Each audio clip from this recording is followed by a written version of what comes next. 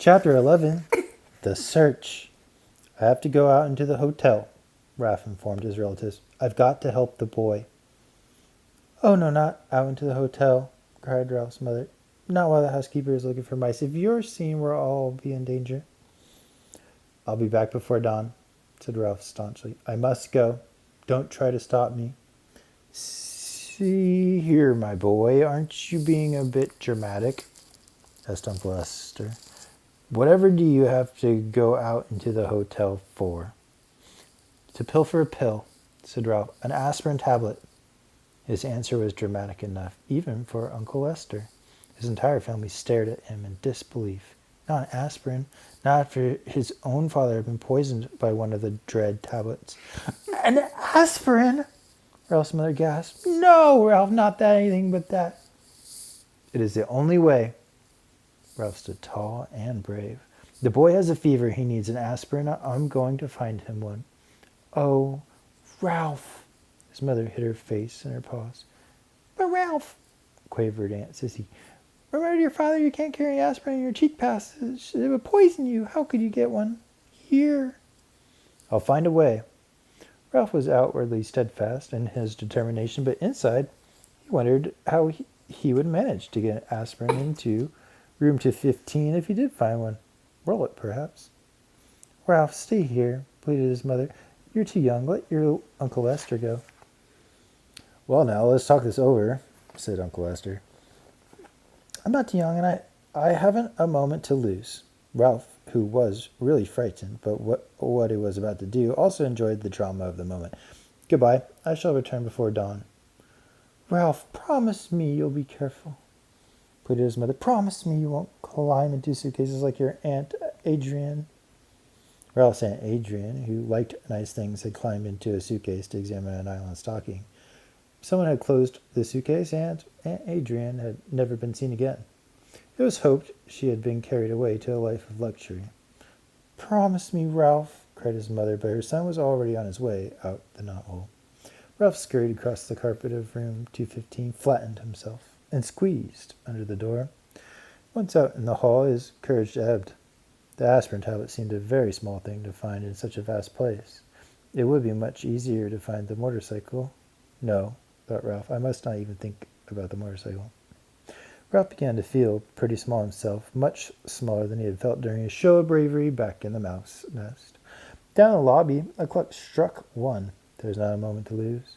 He ran to the next room, squeezed under the door, and searched under the beds and the dresser, while the two guests slept soundly. All he found was a bobby pin. He skipped room 211 because his enemy, the little terrier, was still there, and ran on to room 209. A hurried search, frightening because of the loud and uneven snores that came from one of the beds, revealed nothing but a few pretzel crumbs, which Ralph did not have time to eat. On and on ran Ralph, down the hall, under doors, around under beds and dressers. There was not a single aspirin tablet to be found. In one of the rooms he did see a penny that had rolled under a luggage rack and remembered his mother's wish to leave a tip for room service, but tonight he had no time for pennies. He must press on and find an aspirin. A small doubt began to creep into Ralph's thoughts as he ran down the hall to the last room on the second floor. Maybe there was no aspirin. Maybe he was risking his life and the lives of his family for nothing. But Ralph pushed the thought aside. He would not let himself become discouraged. If there was no aspirin on the second floor, there had to be one someplace on the ground floor. Tonight he was willing to brave the stairs to find it. He flattened himself and squeezed under the last door of the second floor. There was nothing under either of the beds, but the things Keith called dust mice.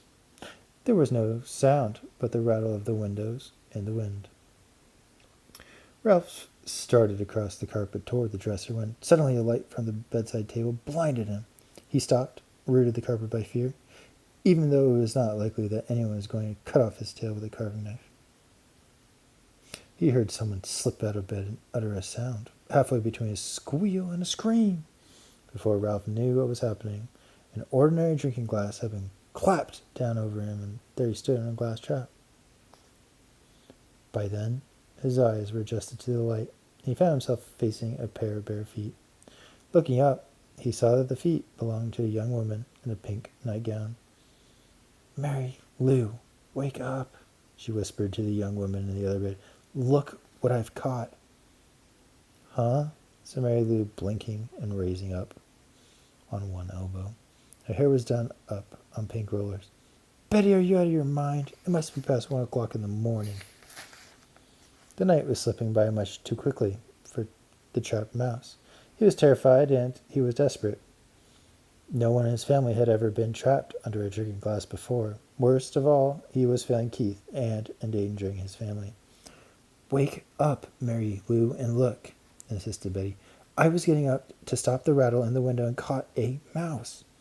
This news roused Mary Lou from bed, and the two young women knelt on the carpet to look at Ralph, who promptly turned his back. He did not care to be stared at in his misery, but it was no use.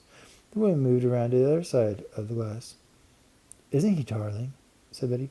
Just look at his cunning little paws. Mary Lou leaned closer for a better look. And his little ears, aren't they sweet? Betty was delighted. It was disgusting. It was bad enough to be trapped and stared at, but to have this pair carrying on in such a gushy fashion was almost more than Ralph could stomach. Cunning little paws, indeed. They were strong paws. Paws were grasping the hand grips of a motorcycle. Oh, Betty, do you suppose we could take him back to Wichita with us? Asked Mary Lou. My third grade would love him. So would my kindergarten, agreed Betty. We could keep him in a cage on the ledge, and all the children could bring him food from home. It would be such a good experience for them to have a pet in the classroom. Well, thought Ralph grimly, I always wanted to travel. A cage in kindergarten in Wichita, however, was not exactly the destination he had in mind. The minutes were slipping by, dangerously fast. He had to do something. Look! He shouted through the glass in desperation. Let me go. Please let me go. There's something terribly important I've got to do. He squeaked, marveled Betty. He's adorable, squealed Mary Lou. It was no use. The young woman could not speak his language. Ralph was in despair. He thought of Keith tossing feverishly in his bed and of his family huddled in the mouse nest waiting for his safe return. But I don't see how we could take him back to Wichita, said Betty sensibly. We're driving to San Francisco and then to Disneyland before we start back. How could we carry him thousands of miles? The two teachers looked thoughtfully at Ralph. He knew his fate depended on their decision. Was he to be carried to Disneyland and eventually to the ledge in a kindergarten room in Wichita? Or would they let him go? A third possibility crossed Ralph's mind. Perhaps they would leave him under the glass for the housekeeper to see. He hoped not. He did not think he could last that long. Already the inside of the glass was beginning to feel warm and airless. I suppose we really shouldn't turn him loose in the hotel, said Mary Lou. Mice are pests, even if they are cute. The teacher not only destroyed Ralph's hopes, she hurt his feelings as well, calling him a pest when he was on an errand of mercy. From the mouse's point of view, the teachers were the pests. I know, exclaimed Betty, suddenly causing Ralph to look over his shoulder for a clue to what it was she knew. I know how we can get rid of him without hurting him. The young teacher reached over to the bedside table where she picked up a picture postcard. She slid it carefully under the glass and under Ralph's feet so that he was standing now on a postcard. He noticed the picture was of a giant redwood tree, the same postcard all travelers bought when they came to California. Now what are you going to do? Asked Mary Lou. Watch. Betty carefully lifted the postcard, Ralph and the glass, and walked across the room. Even though he knew it was useless, Ralph scrabbled around in his tiny prison. He was afraid she was taking him toward the wash basin. He had heard of mice being drowned by people who did not like traps. The teacher walked not to the wash basin, but to the open window. She held Ralph across the sill, removed the postcard from the glass, and gave it a little jerk that shook Ralph off into the vines that grew up the side of the building. There, she said, and closed the window, leaving Ralph clinging to a vine high above the ground.